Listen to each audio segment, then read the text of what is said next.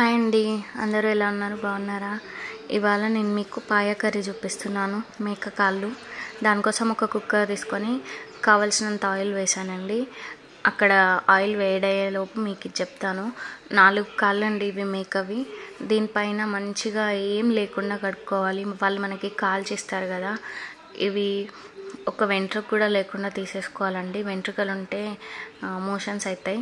కొంచెం మంచిగా క్లీన్ చేసుకొని ఉప్పు పసుపు వేసి పట్టించాలి. ఆ తర్వాత మళ్ళీ అదంతా పోయేలాగా ఒకసారి కడుక్కొని పెట్టుకోవాలండి. నెక్స్ట్ ఇక్కడ నేను హోల్ గరం మసాలాలు చూపిస్తున్నాను.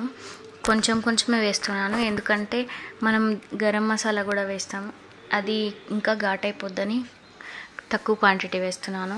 ఒక 4 లవంగాలు, కొంచెం సాజీరా, ఒక ఇలాచి, చిన్న దాల్చిన చెక్క అండ్ 2 బగారాకులు, ఇవన్నీ వేసి ఇవి మంచిగా ఫ్రై అయ్యేదాకా ఉంచాలండి.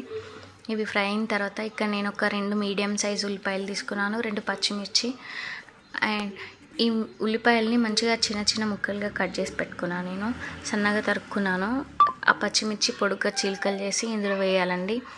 మీరు ఉల్లిపాయల్ని ఇట్లా చిన్నగా కాకుండా మిక్సీ బట్టి కూడా పేస్ట్ అందులో యాడ్ చేసుకోవచ్చు. పేస్ట్ వేస్తే ఏంటంటే కర్రీకి కొంచెం చిక్కగా వస్తుంది సూప్ అంతే. అండ్ నేను ఇక్కడ పుదీనా కూడా మంచిగా కడిగి ఆ కర్రీలో వేస్తున్నానండి. ఇంకా సండే స్పెషల్స్ మీరేం చేసుకుంటున్నారు అండ్ నాకు కామెంట్లో చెప్పండి. అంతా మంచిగా ఫ్రై అయ్యేదాకా మగ్గించాలండి. ఇక్కడ నేను కడిగి పెట్టిన మేక కాళ్ళు ఇందులో యాడ్ చేస్తున్నాను. వీటికి కూడా మంచిగా ఆయిల్ అవన్నీ ఫ్లేవర్స్ పట్టేదాకా ఫ్రై చేయాలి చిన్న మంట. పాయ చాలా మంచిదండి హెల్త్కి. ఎవరికైనా బోన్స్ విరిగినా, కాళ్ళు చేతులు యాక్సిడెంట్లో ఇట్లా విరుగుతూ ఉంటాయి, లేదంటే కింద పడ్డా కూడా క్రాక్స్ వస్తాయి కదా, వాళ్ళకి ఇట్లా మేక కాళ్ళతో సూప్ చేసి లేదంటే ఇట్లా కర్రీ చేసి పెడితే చాలా మంచిదండి, తొందరగా అతుక్కుంటాయి. అండ్ నేను ఇక్కడ 1.5 టీ స్పూన్ అల్లం వెల్లుల్లి పేస్ట్ వేస్తున్నాను.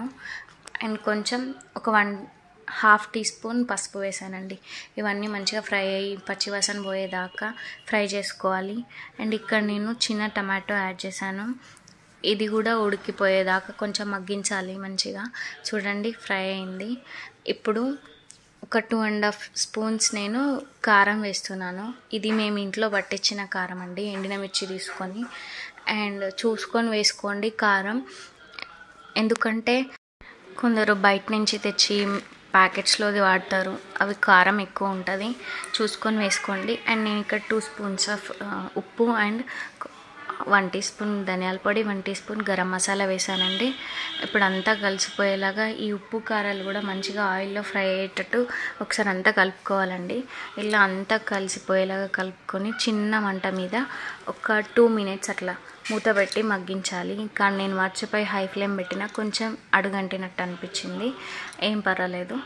అండ్ తర్వాత ముక్కలు మునిగేంత వరకు వాటర్ యాడ్ చేసుకోవాలి. వాటర్ కూడా మనం ఎలా తినాలనుకుంటే అలా వేసుకోవచ్చు.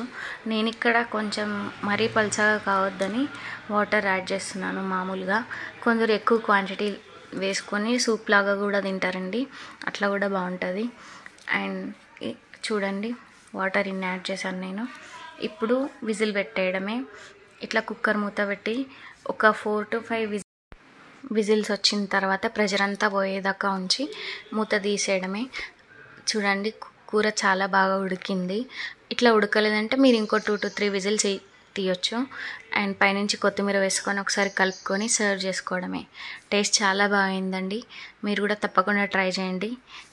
అండ్ నా వీడియో నచ్చినట్టయితే ఒక లైక్ చేయండి, నా ఛానల్ని సబ్స్క్రైబ్ చేసుకోండి. Thanks for watching. బాయ్ అండి.